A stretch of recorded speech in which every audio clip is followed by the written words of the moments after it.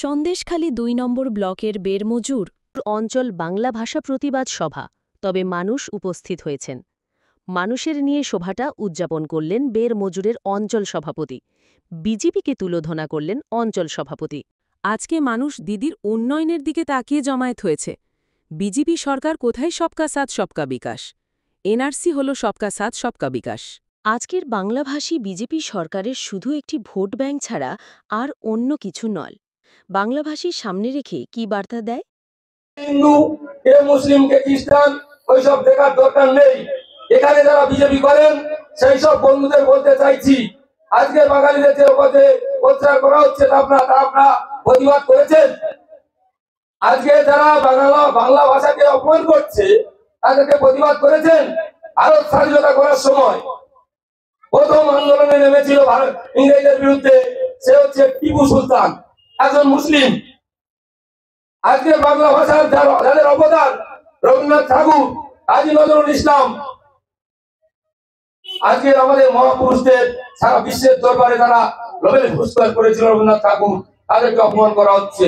এই বাংলা ভাষাকে আমরা কোনো মতে জাতি ধর্ম নির্বিশেষে সবাইকে বলছি, এর বিরুদ্ধে আমরা লড়বো যতদিন না এর অধিকার হবে। আমরা বিজেপির বিরুদ্ধে লড়তে চাই।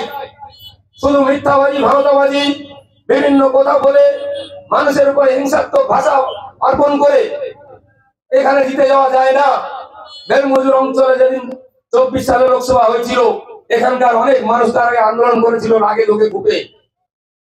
আমরা সেই সব মা বোনরা আজকে উপস্থিত আছে এখানে, কিন্তু কুড়ি কয়েক বাইরে ঘোরাফেরা করছে, তারা আবার ইস্যু তৈরি করতে চাইছে। ব্যক্তি হিংসার ব্যক্তির নাম করে এখানে অপপ্রচার করে যাওয়া হয়েছে।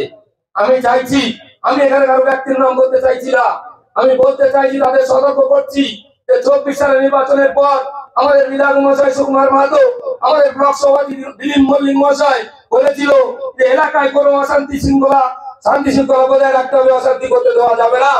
আমরা মাইক প্রচার করে বলে দিয়েছিলাম যে একটা কারোর বাড়ি ভাঙা যাবে না, একটা বিজেপি করা লোকের গায়ে হাত দেওয়া যাবে না, একটা কোনো কিছু করা যাবে না, কারো দোকানের তালা বন্ধ করা যাবে না। আমি দাঁড়িয়ে থেকে এখানে সব তার প্রতিকার করেছিলাম। আজকে তার বিরুদ্ধে এখানে নাম ধরে অপপ্রচার করে যাওয়াচ্ছে বিজেপি তারালরা। সেই বিজেপি তারালদের সাবধান করছি, এর পরবর্তী কলে হলে ওর ভয়ানক জায়গায় যাবে, খারাপ জায়গায় যাবে। একদম কোনো কথা হবে না।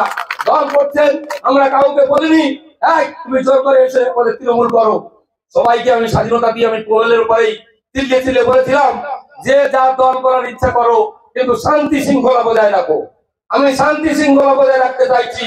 বেরমজুর ওয়ানপুর মানুষ এখানে অনেকে আছে, এই শান্তি শৃঙ্খলা ভিন্ন হতে গেলে খুব খারাপ জায়গায় পৌঁছাবে, এইটা আজকে আমি হুঁশিয়ার করে তাদেরকে দিচ্ছি।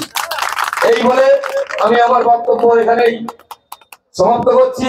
এখন আমি এই সভা পরিচালনা করার জন্য সঞ্চালক হিসাবে শ্যাম সরকারের নাম প্রস্তাব করছি, আমরা সমর্থন করছি।